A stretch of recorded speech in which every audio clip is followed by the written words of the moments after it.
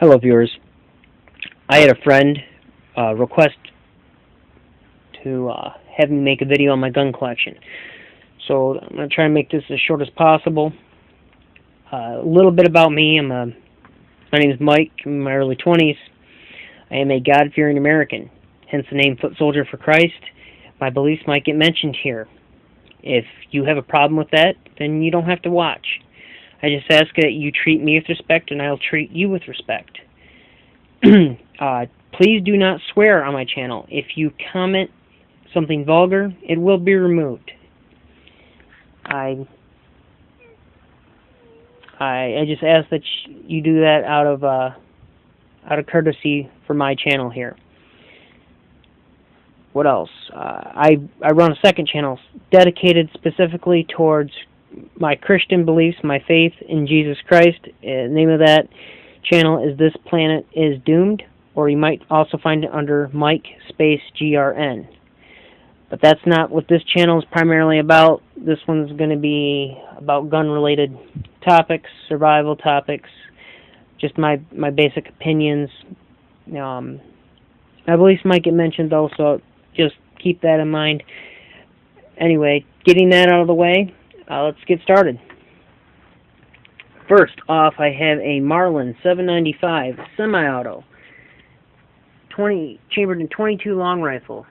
It normally comes from the store with a 10-round magazine. I have the Pro Mag 25-round magazine.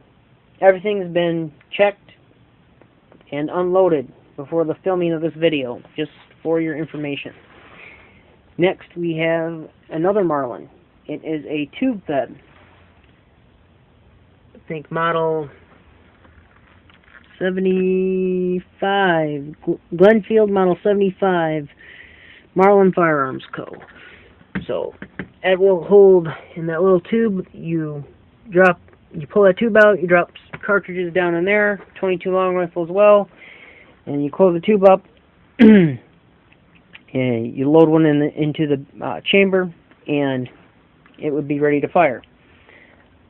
I typically like higher capacity for plinking, self-defense.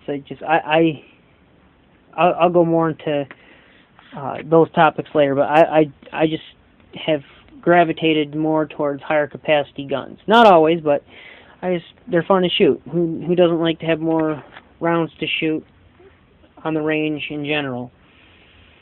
Going on to the next two here are both chambered in 7.62 by 39. One's a military surplus rifle. It is a Chinese Type 56 SKS with a spike bayonet. I have not thoroughly tested the 20-round tactical magazine in there. I've heard mixed reviews, so I'm going to have to test it out and let you know. Typically from the standard, it comes with a fixed 10-round magazine that you don't remove from the gun at all. It stays in the gun. But if you take this out, you can slide in the 20-round detachable magazines. I didn't have any trouble putting that in. I did not have to modify it at all. Some people I know do. And if that magazine doesn't work, guess what? I got a whole bag of strip clips. Anyway, I shot it with the internal 10-round magazine, and I didn't have one malfunction with it. Moving on to the Wasser. This was my very first purchase in Obama's first term. I paid like slightly over $400 for it, and I know they're going for a lot more than that now. Comes standard with a 30-round magazine, detachable magazine. All I did was throw a tactical stock and an ATI pistol grip on it. I really like the GP Wasser 1063 a lot. It's very reliable. I can't remember a jam on this. I mean, it might have happened, but I can't remember this thing jamming once. Next, rifle that was given to me is a Remington Mohawk bolt action 600. Remington 600. Mohawk 600 is the official name. I think, yep, Remington Mohawk 600, chambered in .308. Very accurate. 4-round internal magazine. I have to get that one restored. That one has some slight pitting on the outside, but the bore is clean. It is a safe firearm to shoot. Next, going to my handguns.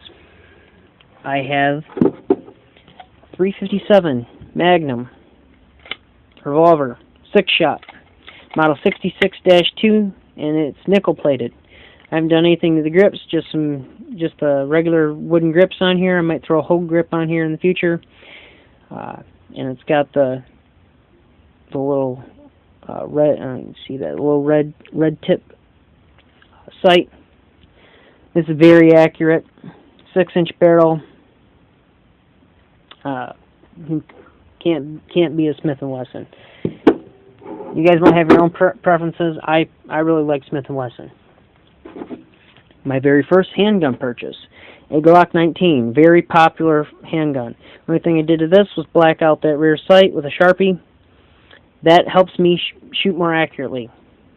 I didn't like that white, like three-quarters of the rear sight, that white outline. I did not like that. So I blacked it out, and I like this a lot better. Helps me, I guess, focus a little easier. This comes standard with a 15-round magazine. The cool thing about a Glock 19 is you can also get a 33-round stick. So very high capacity for that handgun. Next, we have a High Point, chambered in 45 ACP, a 9-shot magazine. No slide release on this. It's a big, heavy gun, but it actually helps with some of the recoil. I haven't had a jam on this yet. I know some people don't like High Points, but they are an American-made product. They come with a lifetime warranty, and so far I have not been disappointed. Next handgun, we have a M&P Shield, chambered in 40 Smith & Wesson. Very slim, very concealable firearm, and the only jams I had with this was first out of the box. I hadn't even oiled it yet, so after that, it's ran like a champ. 22 Taurus, I think it's called the Taurus Speed 6.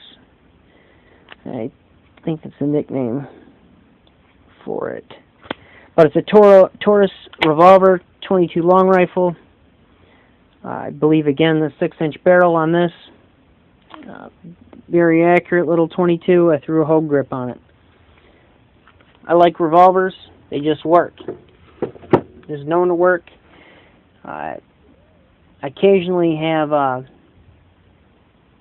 light primer strike with the 22 shorts. I don't have problems with 22 long rifle, only with the Remington 22 shorts. I'd have to get the box. I'm not going to do that right now. But that's the thing I do like about revolvers, is that you can shoot a 22 short in it, as well as the 22 long rifle. Then I have a Thompson centerfire contender, chambered in 357 Magnum, single shot. This one will probably be sold in the future. I don't know. My firearm collection has changed quite a lot just within the last year alone. So I'll try to keep you updated on what I do and what I change. Next, this is a 26.5 millimeter flare gun. This has a little release lever there. Single action, just cock it back, single shot.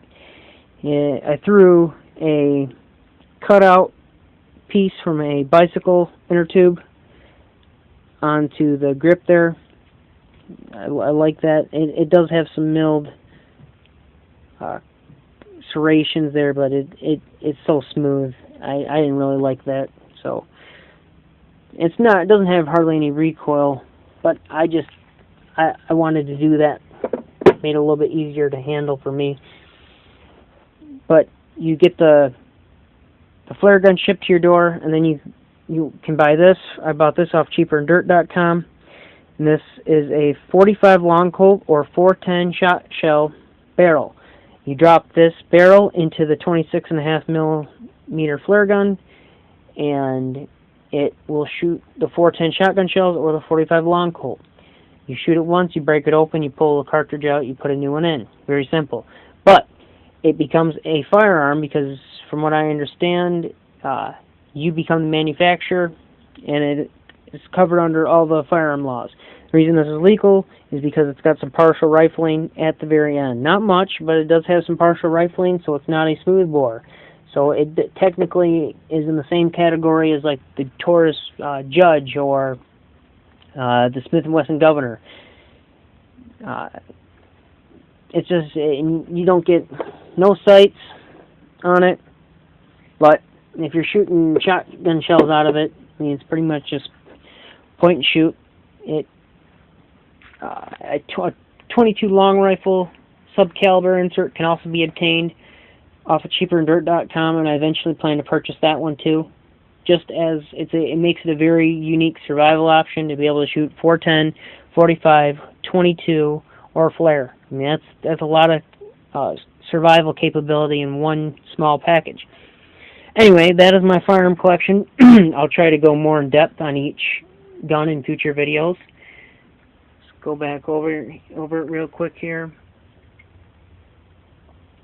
I hope you like, positively comment, subscribe, share, what have you.